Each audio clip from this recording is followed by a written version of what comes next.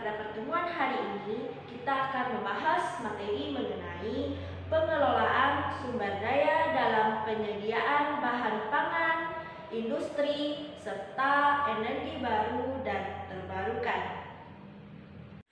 Baik, yang pertama, pengelolaan sumber daya dalam penyediaan bahan pangan.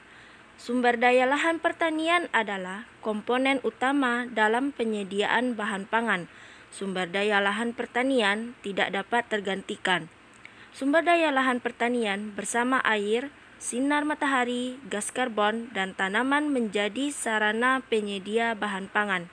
Itulah sebabnya sumber daya lahan pertanian harus dikelola dengan baik.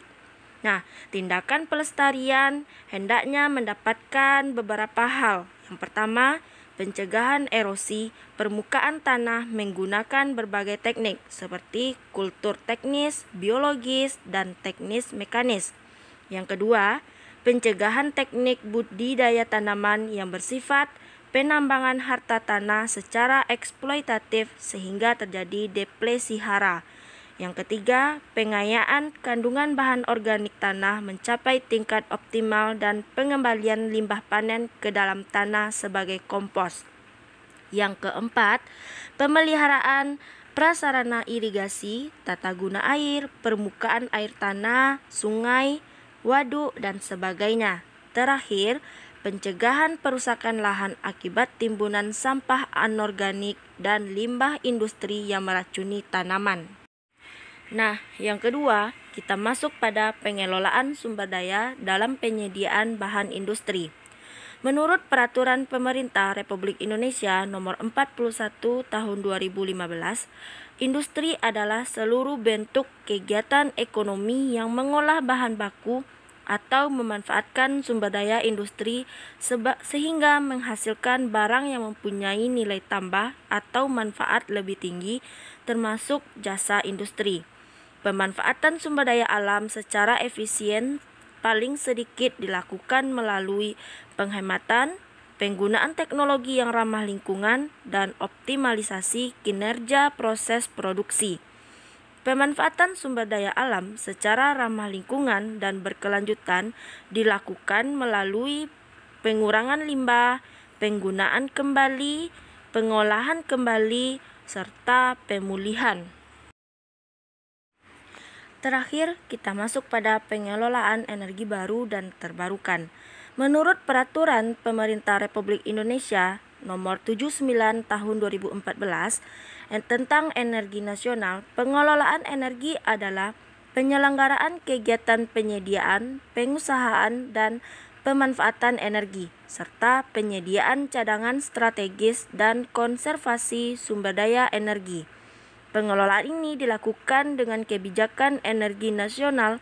Kebijakan energi nasional adalah kebijakan pengelolaan energi yang berdasarkan prinsip berkeadilan, berkelanjutan, dan berwawasan lingkungan guna terciptanya kemandirian energi dan ketahanan nasional. Kebijakan utama meliputi yang pertama, ketersediaan energi untuk kebutuhan nasional. Ketersediaan energi untuk kebutuhan nasional ini dipenuhi dengan yang pertama, meningkatkan eksplorasi sumber daya, yang kedua, meningkatkan produksi energi dan sumber energi, serta meningkatkan keandalan sistem produksi transportasi. Yang kedua, prioritas pengembangan energi. Nah, ini dilakukan melalui pengembangan energi dengan mempertimbangkan keseimbangan keekonomian energi, memprioritaskan penyediaan energi bagi masyarakat yang belum memiliki akses terhadap energi listrik, serta pengembangan energi dengan mengutamakan sumber daya energi setempat. Lalu yang ketiga, ada lagi yaitu pemanfaatan sumber daya energi nasional. Pemanfaatan energi nasional ini dilaksanakan oleh pemerintah dan pemerintah daerah mengacu pada pemanfaatan sumber energi terbarukan dari jenis energi aliran dan air terjun serta pemanfaatan sumber energi terbarukan dari jenis energi sinar matahari. Oke, yang terakhir, cadangan energi nasional. Cadangan energi adalah sumber daya energi yang sudah diketahui lokasi, jumlah, dan mutunya.